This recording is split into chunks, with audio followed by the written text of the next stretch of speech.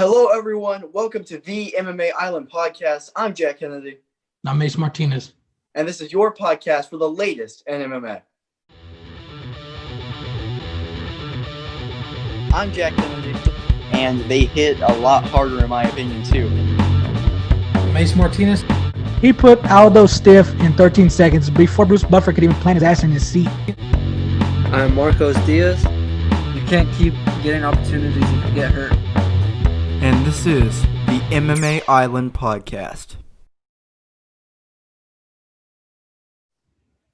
Hello, everyone. Happy New Year to all of you. We have a spectacular podcast for you today. A lot of breaking news came out. I won't say all of them because we'll cover all of them just in a second.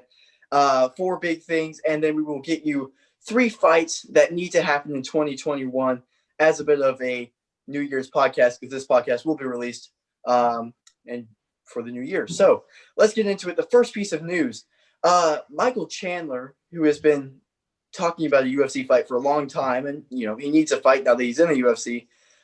There's a big rumor that he will be fighting Dan Hooker.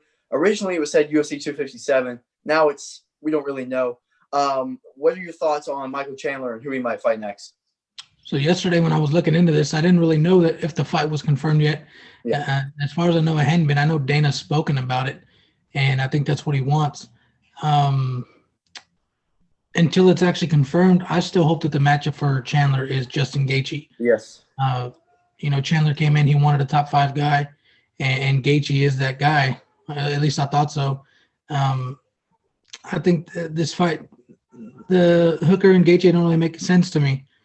If I'm being honest, I think it'd be a great fight, but I mean, you have Chandler who hasn't even debuted yet, and he was already lined up as a backup for a championship fight.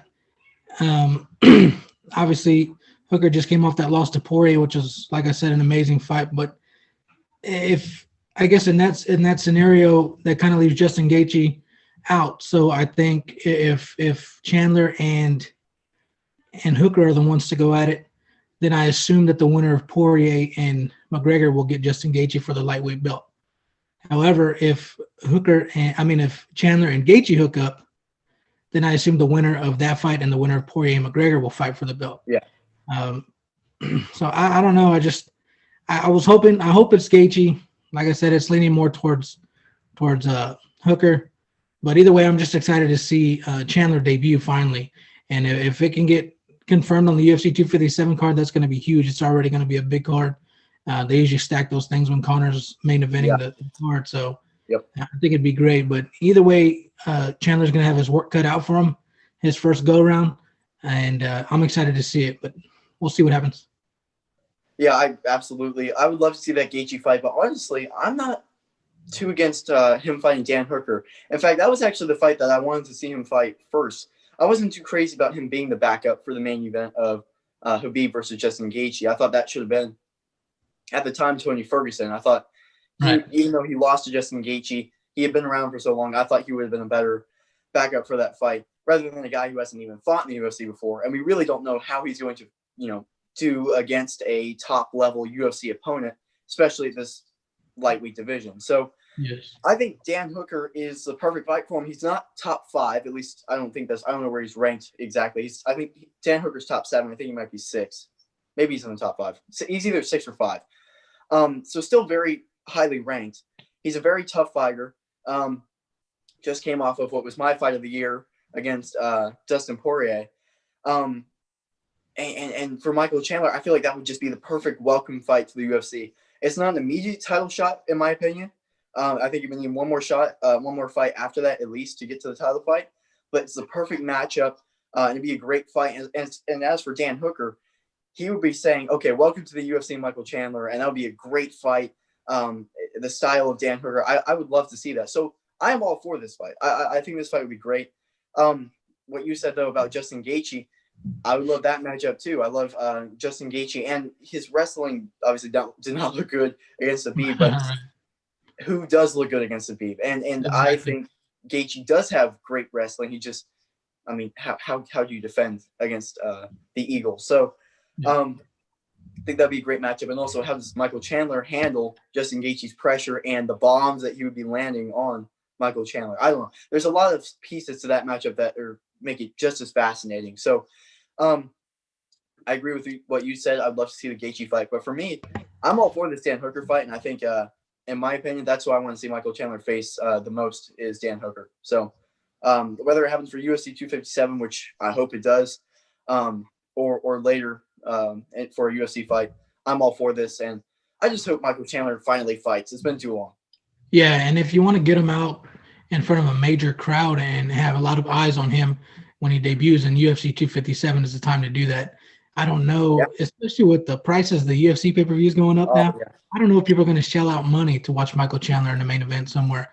But as a co-main event to McGregor, I think that's the perfect spot for him to debut it and get a lot of eyes put on him right away and see what he's about.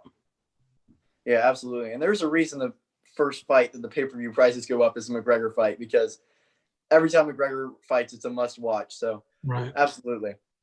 All right, our next piece of news. Kevin Holland, who we briefly mentioned this on our last podcast. I don't know if it's confirmed yet, but it's heavily rumored. It might have been confirmed by Brett Okamoto. I'm not sure. He is scheduled to fight Derek Brunson, or at least rumored to schedule to fight Derek Brunson in March. Huge step up for Kevin Holland. What are you thinking on this fight? Yeah, I think I don't know if it's confirmed yet either, but I think that they're going to push it really hard, and I don't see anybody else. I don't see them matching up any other two guys besides them two. I really like the matchup. I think it's a great opportunity for Holland, who is my fighter of the year in 2020. Yes. I think, like I said, I think March is when they're trying to book it. So Holland can end a great year in 2020 and start off 2021 with a bang against Brunson. As far as Brunson goes, he's won his last three. And from his point of view, he's fighting down in the rankings, which you know how I feel. I've talked to you about that, about people in the top fighting down. But a win over Holland would go a long way for Brunson, considering the year that Holland has had. So, of course, these guys are chasing Adesanya at middleweight. And so a win for either of them is going to be huge. I don't know right now who I would choose for that one, which, I mean, I'm sure we'll discuss that later on, because I have no idea who would pick to win that fight. They're both just so tough and so talented. But I'm looking forward to that one. Hopefully that gets signed. Yeah, absolutely. And like you said, that's the fight to make in middleweight. Derek Brunson, who a lot of people are writing on, he didn't want to become a gatekeeper in his last fight. And I thought he was going to lose his last fight against a real up-and-coming fighter. But he proved everybody wrong and performed probably the best he's looked in his entire career. So I'm excited to see Derek Brunson go out there, and Kevin Holland, a guy riding off the most momentum I've ever seen. Obviously my fighter of the year as well. He looks incredible. 5-0 recently, and I don't know. This is a dangerous fight, though. I'm just thinking about the fight. Derek Brunson is a tough guy. You cannot be lacking for 1 second, especially now riding the momentum that he has. It's a big jump for Kevin Holland. He's faced tough guys, but no one like Derek Brunson so far. And then Derek Brunson, he kind of struggles against up-and-coming guys, though. Israel Adesanya, Robert Whittaker, they both fought him and both beat him. That could be another situation with Kevin Holland. He's really starting to put things together. I don't know. I'm excited to see it. It's such a good fight. I hope they put this in a fight night main event. That would be the perfect fight night main event for me, or a co-main event. Yeah, definitely. To see that fight for free would be great. Absolutely. So I'm so excited. And fight to make with you. This is one of those fights you have to feel it on fight week to make a prediction. I can't really say it right now. But I really want to see this. And like you said, fight to make. So looking forward to it, and they need to get this one signed as soon as possible. Yeah, definitely. All right. Our next piece of news, and we said we would be talking about this one on the last podcast. This was going to be our biggest piece of news, but it turned out not to be. We'll talk about the next one after that. But second biggest piece of news and most disappointing piece of news on this podcast. Sorry. Yep. Leon Edwards versus Khamzat Chimaev has been canceled for January 20th. And Leon Edwards will not be facing another opponent. The co-main event, which again is not a terrible fight, has been booked as the main event for that fight night. With that, what are you making of this news on the second cancellation of the Leon Edwards-Chimaev fight? Yeah, it's unfortunate. I guess Ali came out and said that Chimaev had contracted COVID-19, so which sucks. That's unfortunate. I think this fight will happen at some stage. I know that Edwards wanted to stay on the card and fight on Fight Island, but I guess they just couldn't get a deal done. I know Masvidal, he called out Masvidal, and I was interested to see who he would accept as an opponent. And I think the inactivity it's frustrating the fans for Edwards, and I think it starts to frustrate him as well a little bit. Like you said, they pulled him, and now Neil Magny and Chiesa are the main event, I believe. So I think that they want Edwards to take on Chimaev. I don't think they want anybody to screw that situation up for them. So I think that's the reason they pulled Edwards. But yeah, just unfortunate that this fight ain't happening. I mean, we both want to see Chimaev. I think the whole world wants to see Chimaev and what he's really about, and to face Edwards, who's I believe number 3 at welterweight. It would be a huge test for him. A lot of people think Edwards is going to school him, and a lot of people think that Chimaev can get it done. So we're just playing the guessing game and the hypothetical game and things of that sort because they haven't been able to get in there. And I guess we're going to be doing that a little bit longer. I think March is what they said about that one as well, right? Trying to reschedule for March. So hopefully they can make it happen then. Maybe UFC 259. Yeah. Oh, it's so disappointing. I really hope this doesn't become the next Tony Ferguson, Khabib situation or Yair Rodriguez versus Khabib. Like, this fight needs to happen. We all want to see it. Just like the Kevin Hollick, Derek Brunson situation. I was going to say this, but I kind of wanted to mention it with this fight as well. These are 2 fights where you don't want to see. Usually, if a top 5 guy is fighting down, it in no way benefits the top 5 guy. But with 2 guys, especially Khamzat Chimaev and Kevin Holland, it's really beneficial to either fighter because it's really counted as a top 5 win for either fighter just because of the momentum and the hype behind both of those fighters. So there's a lot at stake here for both guys, especially Leon Edwards. Leon Edwards has not fought in a long, long time. He's been very picky about how he's been choosing his fights, and now he's forced himself into this situation. They were supposed to fight back in December. That did not work out. It was supposed to be January. That did not work out. Now, who knows? March is when they're scheduling it. Overall, we've talked about this fight, what's at stake, the great matchup that it is. I just want to see this fight happen at this point. I'm getting restless. It needs to happen. If they schedule it for March and it falls through in March, in my opinion, it's never going to happen. And I am going to be so disappointed about that. Even if they book it another time, it might just be one of those cursed fights. And I really hope it doesn't become that because I think everyone as a UFC fan, as just a mixed martial arts fan, despite even the names, just the matchup alone goes back to the roots of the UFC and everything. And not just the hype behind Chimaev and Leon Edwards proving that he wants a title shot. He was calling for a title shot a while ago. It needs to happen. And that's my bottom line is it's so disappointing, but as long as it happens, I'm happy down the road. So hopefully in March or whenever they do book it, as long as it happens, it needs to happen this next time. That's my biggest takeaway. Don't give up hope, Jack. Dana's known to book fights 5 times. I hope so. Yeah, hopefully in March they run it. I hope so. All right. Now, the biggest piece of news. We thought the last one would be. This is massive. And we had talked about this back in the early podcast whenever Israel Adesanya just beat Paulo Costa and Jan beat Dominic Reyes. But this is the fight that is going on now at light heavyweight. Israel Adesanya is moving up, and it is official. He is challenging Jan Blachowicz for the light heavyweight title. Glover Teixeira has been pushed aside. This is the fight that's going on. What are your thoughts? What do you make of this?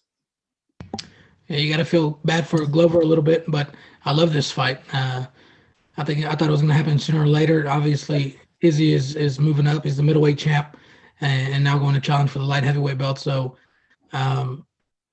Blachowicz had a great year. I mean, he ran through Corey Anderson as well as Dominic Reyes. So, he's definitely going to be a tough challenge for Adesanya. I think it's maybe not as tough as challenge yet because I think Gastelum takes that one as far as I'm concerned with Adesanya.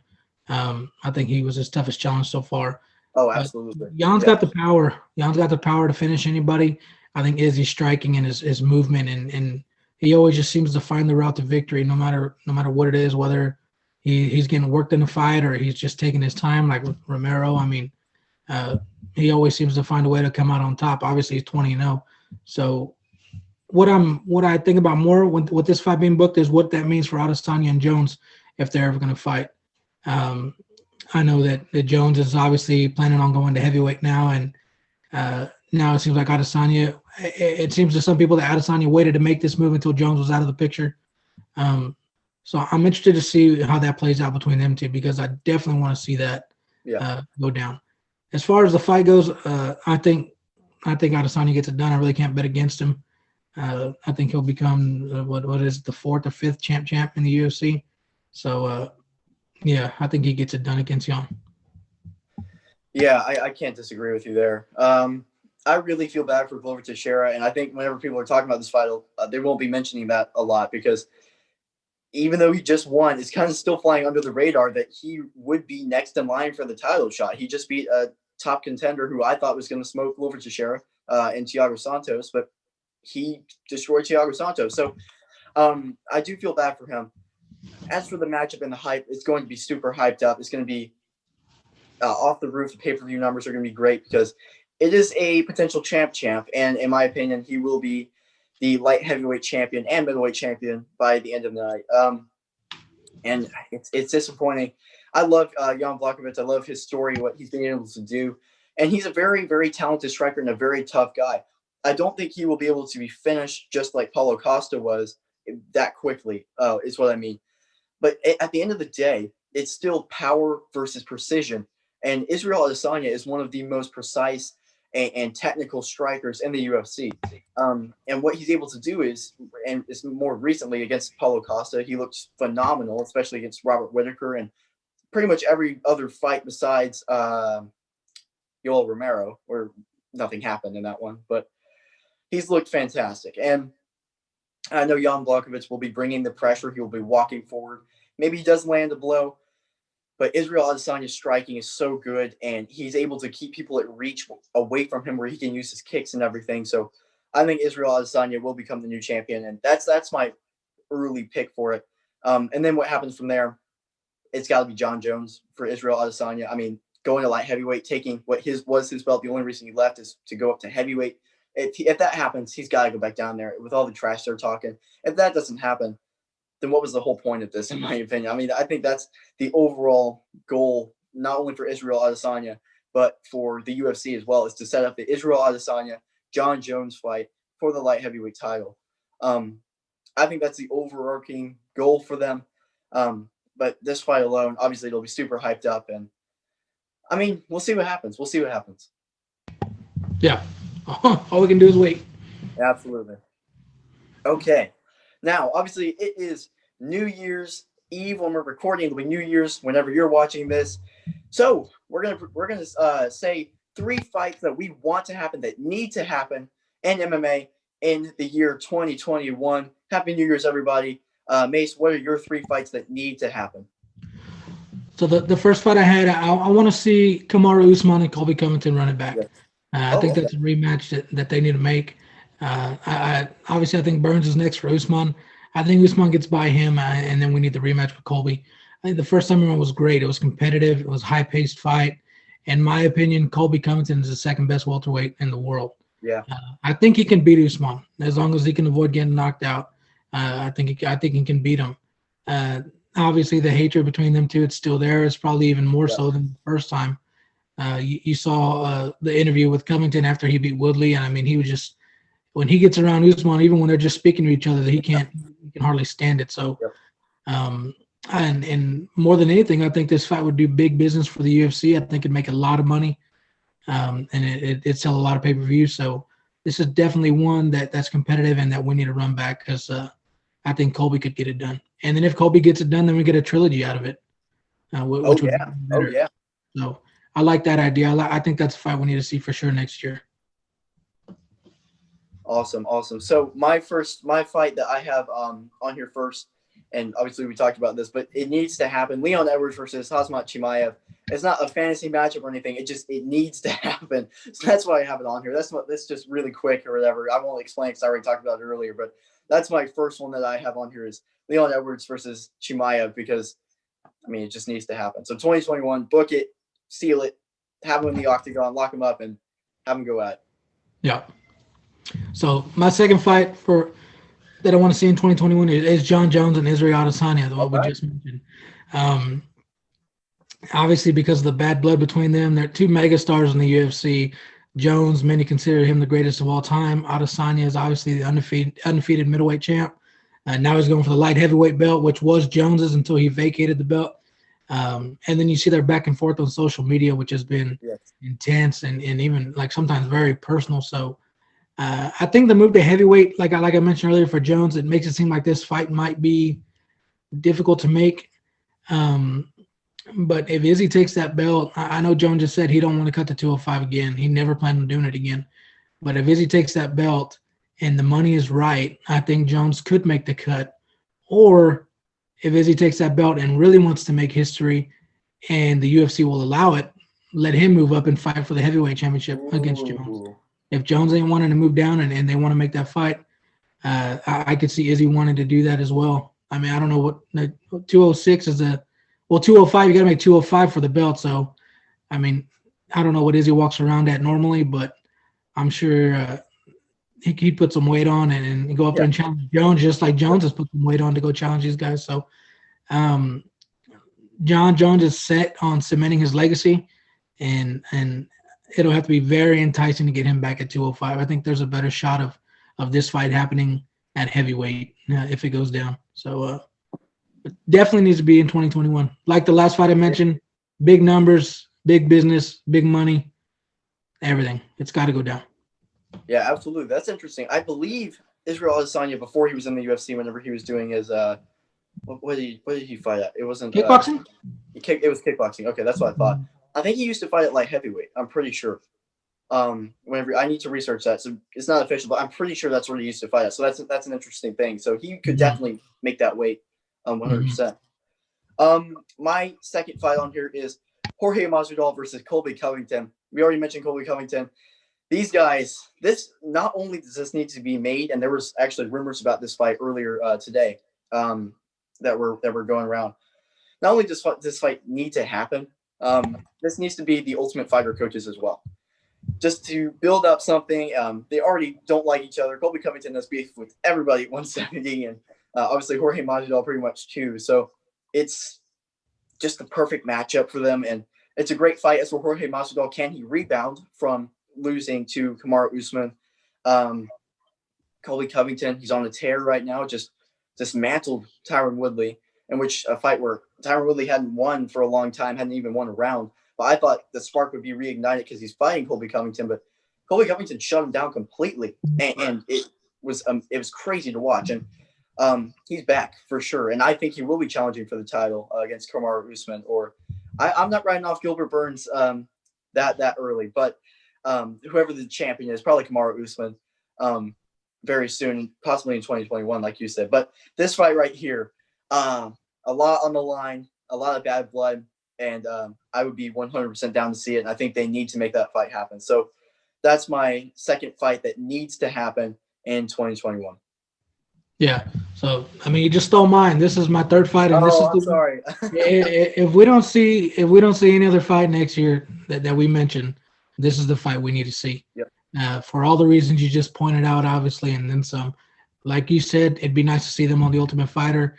I agree. I think that'd be perfect. That'd be some exciting TV right there.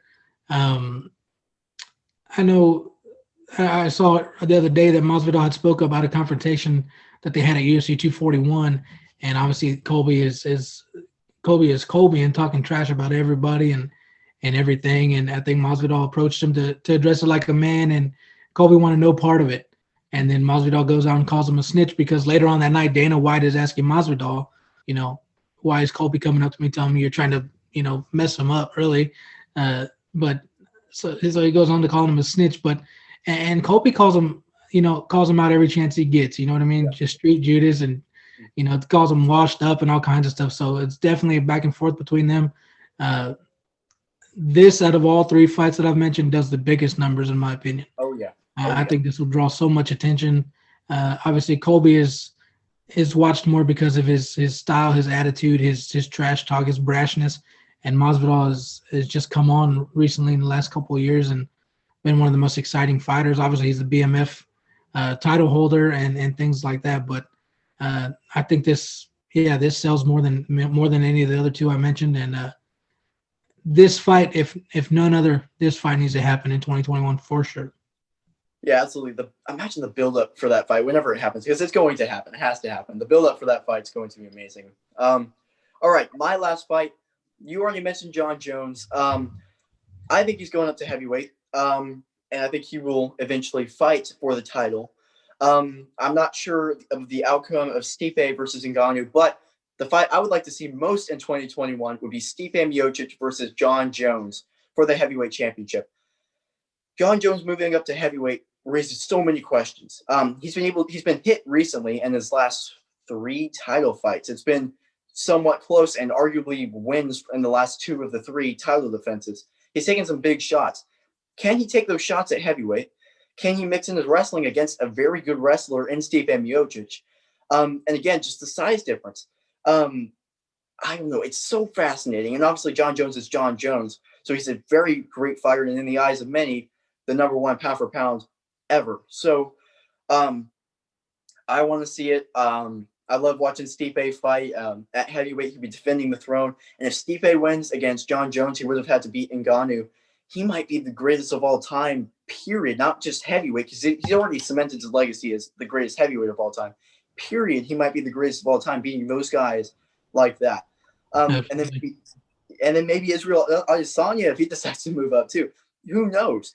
But this fight, just technically and everything, I just think it would be such a good fight, not only because of the names, but just because of how great of fighters. These are 2 GOATs in the UFC, and they would be matching up against each other. It would be amazing. So for me, that is the fight that I personally want to see the most in 2021.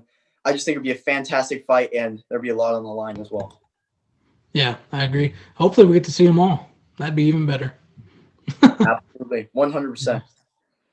All right. Well, that will do it for this New Year's podcast. Thank you all so much for listening. Remember, you can like and subscribe. We're on YouTube. Listen everywhere. We're on iTunes, Spotify, anywhere you can listen to a podcast. We are there. Check us out on Instagram at MMA Island and on our website, MMAisland.net. Thank you guys so much for listening. Have a happy New Year. Good job, Jack. Have a happy New Year, man.